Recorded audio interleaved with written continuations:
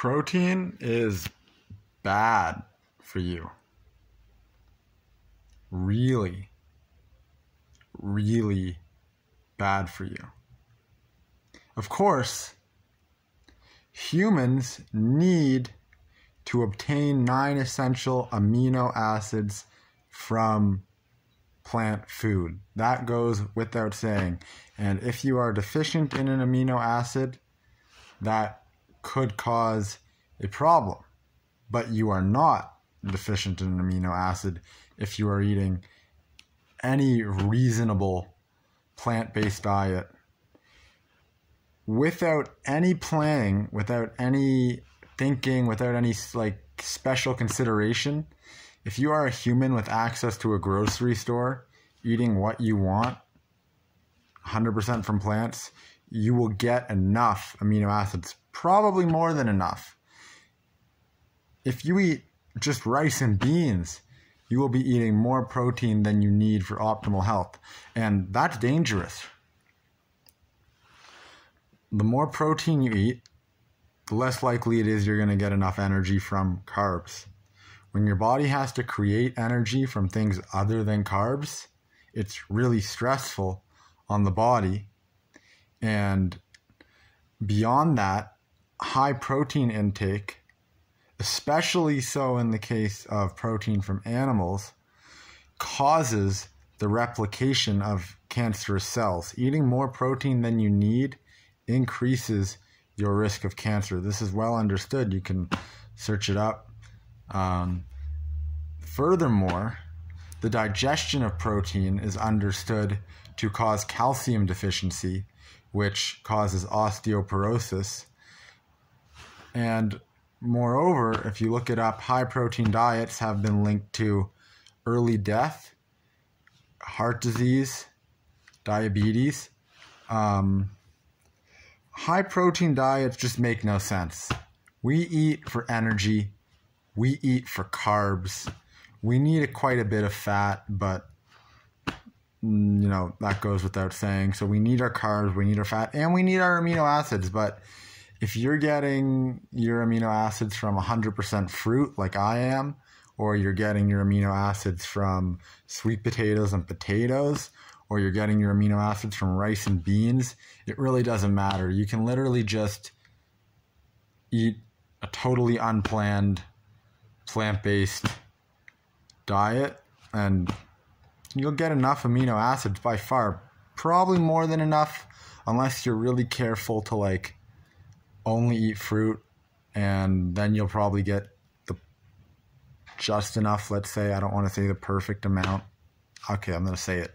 If you only eat fruit, that's probably the best way to get the perfect amount of amino acids, because even rice has a bit too much calories from protein than you would want for optimal longevity. But I think that most people who are eating rice and lentil diets look pretty freaking sweet and healthy. So although I think technically it's probably a little bit too much protein, I haven't heard of anybody on a rice and lentil diet getting heart disease or diabetes or obesity. So I'd say if you're getting your protein from rice and lentils, good on you. Potatoes and sweet potatoes, good on you. Protein is literally poison. And what I mean by that is that protein shakes specifically are like garbage. It's literally ingesting poison. If you're a bodybuilder, maybe you can justify, eating more lentils. But even without protein powder, you can get far more than the leading bodybuilders and the science recommend for muscle growth than you need from a plant-based diet without protein powder. So there's really no reason for anyone, even a bodybuilder, to take protein powder. A bodybuilder might want to, eat some rice, some lentils, some edamame, some higher protein plant foods to boost their protein intake up to the maximum that actually brings a benefit. But other than that, you don't need to be thinking about protein. Even if you're an athlete, you're probably better off just eating a high carb, random plant-based diet than actually trying to eat more protein.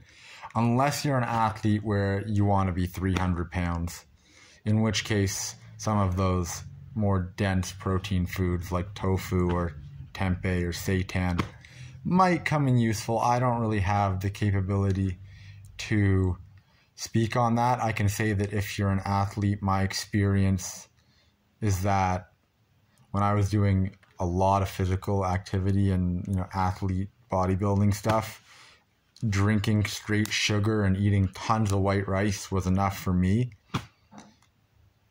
Did I eat tofu? A little bit, but not really. No, we were just slamming the white rice and the rice noodles and the sugar. And that I would recommend to anybody who prioritizes, like if your number one priority is athletic performance or bodybuilding, then you should be waking up and drinking like 400 grams of sugar in your first 4 liters of water, because your athletic performance, if you're drinking 400 grams of sugar a day, will just skyrocket.